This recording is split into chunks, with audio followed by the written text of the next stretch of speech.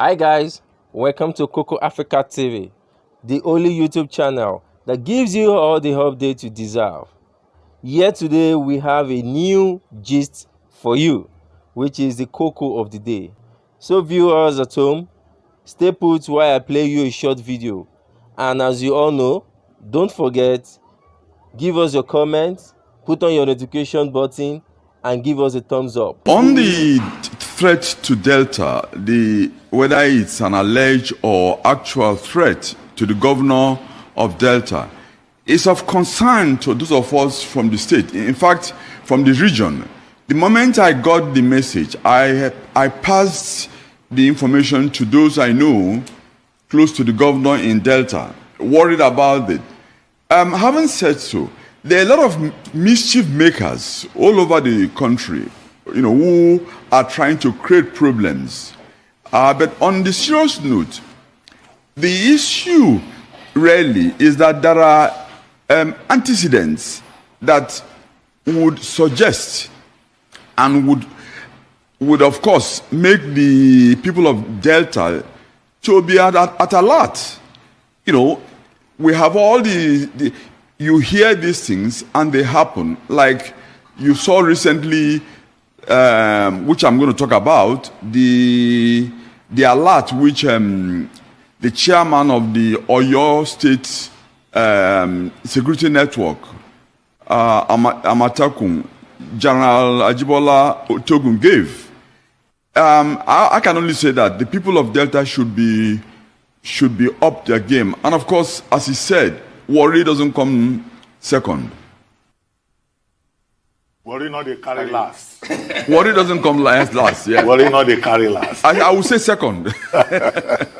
Anyway, turn on. Right. So my question is, as of January this year, we all read reports and, saw the meeting between Miyetti Allah and the Nigerian Governors Forum held in Akure, where there was a consensus about ending open grazing. 17 southern governors then went further in Asaba, issued what's now been called the Asaba Declaration. So why on earth is so much dust being raised over something that by now should be moot? It's a pity. I think this is where the issue of the credibility of the president and commander-in-chief calls to question.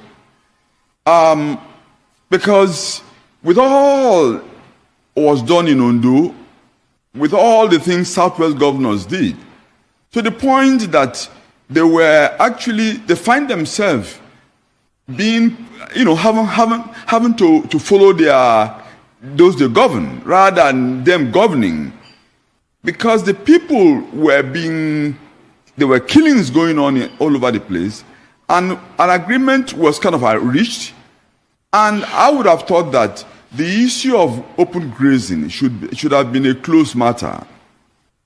But it's such a sad situation that the president has to reopen it himself.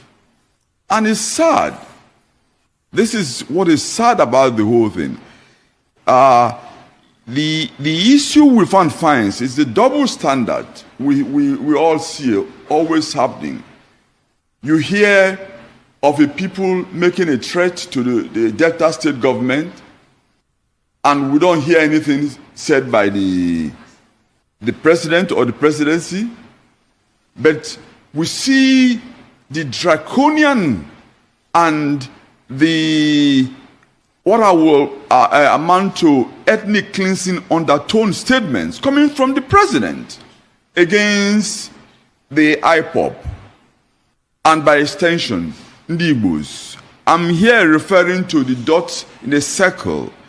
It is a very sad comment to come from the president of Nigeria, because that is enough evidence for those who are compiling to make case in international criminal courts. Thank you so much, Colonel. Many things to unpack. Number one, it's not just a threat by miscreants, as a lot of people have claimed. And why I say that is because we live in a country where a sitting governor of a state was almost assassinated, had to run for his dear life. He was shot at. And a group called FUNAM, Fulani Nationality Movement, issued a statement saying, we did it. Till date, that group has not been brought to book. There's also the side of the innocent people, or you can say innocent Fulani people in Delta State, that came out and released a statement recently to say, we're not part of it, we don't want to get killed and the likes and things like that. So, putting it back to you now, how do we take this? And owing to the fact that this group also said they had carried out an attack in Delta State prior to this time. Till date, nobody has been able to unravel this Fulani nationality movement that did the one in Benue. And now another group is saying we'll destroy Delta State. And the police is quick to say it's just some miscreants.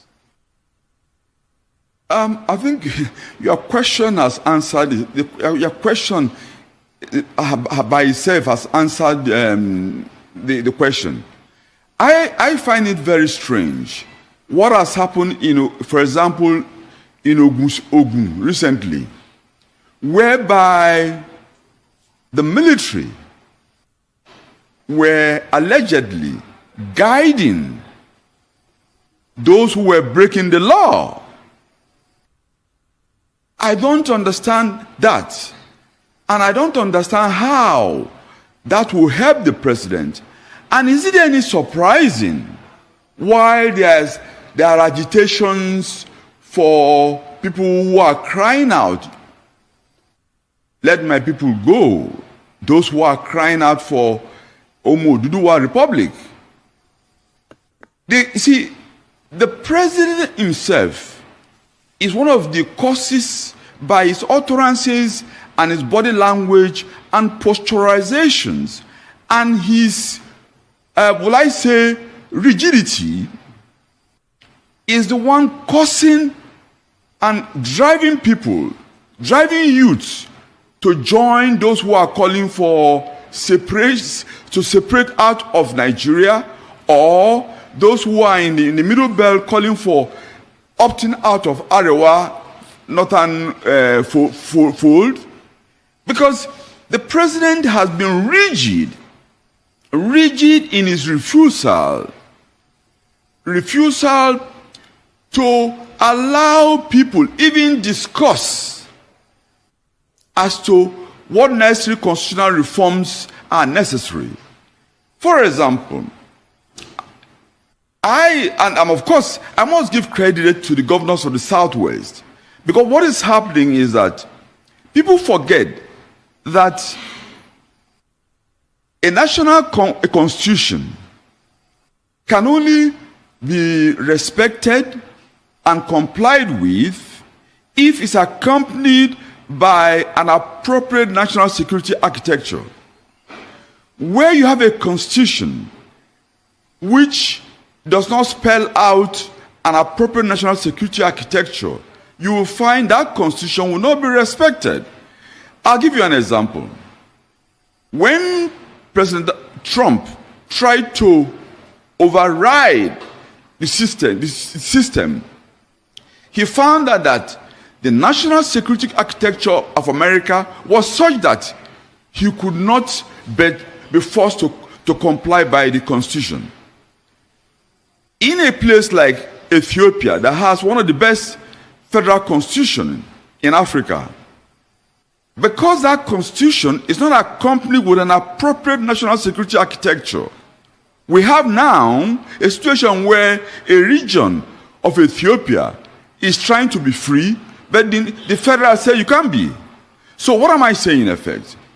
The need for an appropriate national security architecture cannot be overstated. What do I mean? I think with the